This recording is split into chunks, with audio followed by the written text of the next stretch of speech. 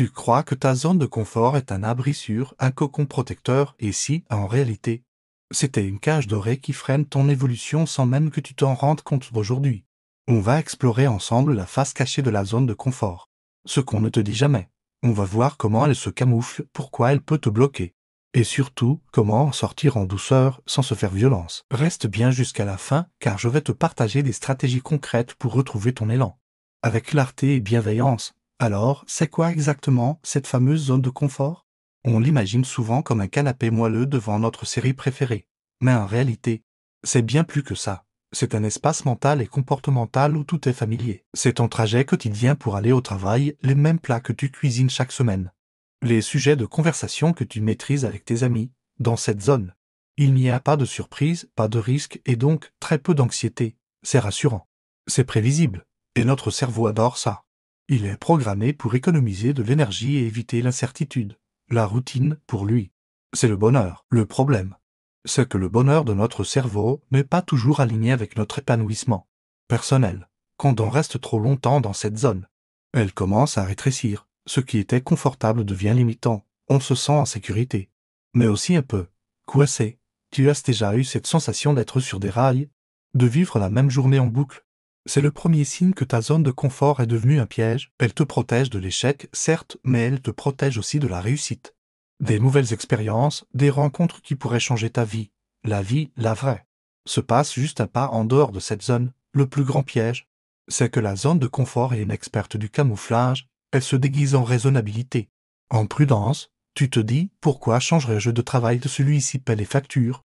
Même si je m'ennuie à mourir, ou inutile de parler à cette personne. Je ne saurais pas quoi dire. Ce sont les excuses que ta zone de confort te murmure à l'oreille. Pour te maintenir au chaud, elle adore aussi se cacher derrière la perfection. Je ne l'en serai pas. Mon projet tant que tout ne sera pas parfait. Résultat? Le projet ne voit jamais le jour. La peur de ne pas être à l'auteur, la peur du jugement, sont les gardiens les plus féroces de notre zone de confort. Identifier ses pensées, c'est la première étape pour reprendre le contrôle. Alors, pourquoi est-ce si difficile d'en sortir? Parce que dès qu'on met un pied dehors, on entre dans la zone de peur ou zone d'apprentissage. C'est là que le doute s'installe. On manque de confiance, on trouve des excuses. On est influencé par l'opinion des autres. C'est normal. C'est une réaction chimique de notre corps face à l'inconnu. Notre cerveau libère du cortisol, l'hormone du stress, et nous crie « danger ». Retourne vite là-haut, c'est sûr. C'est pour ça que beaucoup de gens abandonnent à ce stade. Ils interprètent cette anxiété comme un signe qu'ils ne sont pas faits pour ça. Alors que c'est juste le signe qu'ils sont en train de grandir. C'est le prix à payer pour l'expansion. La bonne nouvelle, c'est que l'on n'a pas besoin de faire un saut en parachute pour sortir de sa zone de confort. L'idée n'est pas de se jeter dans le vide, mais d'élargir progressivement ses frontières. Pense à un muscle pour le renforcer. Tu ne soulèves pas 200 kg du premier coup. Tu commences avec des poids plus légers, et tu augmentes la charge petit à petit. C'est exactement la même chose pour ton mental. La clé, c'est la stratégie des petits pas. Si ton objectif est de parler en public, ne t'inscris pas tout de suite à une conférence devant 500 personnes. Commence par prendre la parole une fois lors de la prochaine réunion d'équipe, ou même juste en posant une question dans un groupe. Chaque petit pas réussi renforce ta confiance et élargit ta zone de confort. Le but est de transformer la zone de peur en une nouvelle zone de confort. Plus grande, une technique très puissante pour commencer.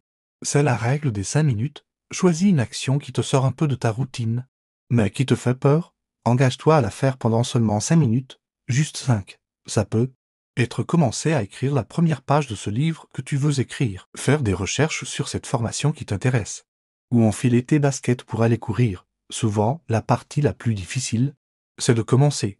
Une fois que tu es lancé, il y a de fortes chances que tu continues au-delà des 5 minutes, et même si tu arrêtes, tu as gagné, tu as brisé l'inertie, tu as prouvé à ton cerveau que tu pouvais le faire. Un autre point crucial est de changer ta relation avec l'échec. Dans notre société, l'échec est diabolisé. Mais en réalité, c'est une source d'information incroyable. Chaque échec est une leçon. Au lieu de te dire « j'ai raté », demande-toi qu'est-ce que j'ai appris. Thomas Edison a dit « je n'ai pas échoué, j'ai simplement trouvé 10 solutions qui ne fonctionnent pas avant d'inventer l'ampoule ». Adopte cet état d'esprit. Chaque tentative, réussie ou non, te rapproche de ton objectif. C'est un ajustement de trajectoire, pas une fin en soi. Quand tu cesses d'avoir peur de l'échec, tu deviens inarrêtable. Il est aussi essentiel d'être bienveillant envers soi-même, sortir de sa zone de confort. Ça demande de l'énergie et du courage. Il y aura des jours où tu n'auras pas la force. Et c'est ok. Ne te culpabilise pas. Le repos fait partie du processus. L'objectif n'est pas d'être constamment dans l'inconfort, mais de savoir y aller quand c'est nécessaire pour ta croissance. Célèbre chaque petite victoire. Tu as osé dire non à quelque chose qui ne te convenait pas, bravo. Tu as essayé une nouvelle recette fantastique. Reconnaître tes propres efforts renforce ta motivation et te donne l'énergie de continuer. Pour récapituler, ta zone de confort n'est ni bonne ni mauvaise. C'est un espace nécessaire pour se ressourcer. Le danger, c'est d'y rester bloqué par peur de l'inconnu. Souviens-toi, elle se cache derrière des routines rassurantes et des excuses raisonnables. Pour en sortir, pas besoin d'un acte héroïque. Utilise la stratégie des petits pas.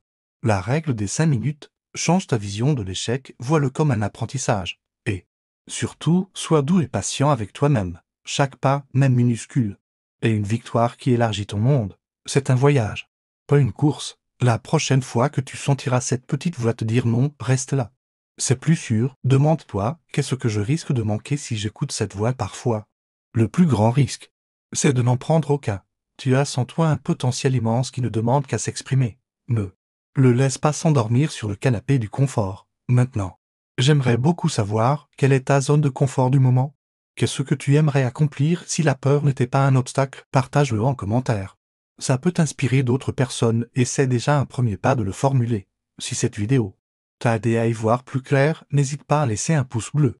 Ça aide énormément la chaîne. Et si tu veux continuer à explorer ton potentiel et avancer sans te perdre, abonne-toi à Mindflow Vision et active la cloche pour ne manquer aucune vidéo. Merci de m'avoir écouté, prends soin de toi et à très bientôt pour une nouvelle exploration.